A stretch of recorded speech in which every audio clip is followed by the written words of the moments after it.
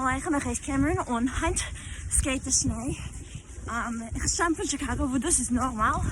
Aber jetzt wohne ich in New Orleans, wo das ist nicht normal. Du, ich gehe heute aus auf dem Gas. Was sehr schön ist. Heute gehe ich laufen.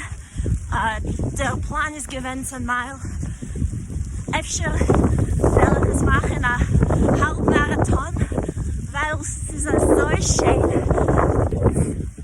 Die Energie zwischen den Menschen ist sehr menschlich. Die Eltern bringen die Kinder raus und sie spielen sich in der Schnee mit Schneemenschen und so weiter. Alle die endlich sie laufen gleich in der Schnee und als es wie Winter Wunderland. Die Autos können nicht fahren auf der Gasse. Man hat nicht kein Salz. Wenn ich laufe eine lange Zeit, bringe ich meine Camelsack.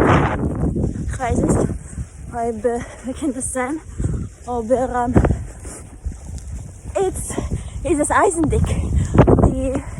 Der Wasser in wenig ist Eis.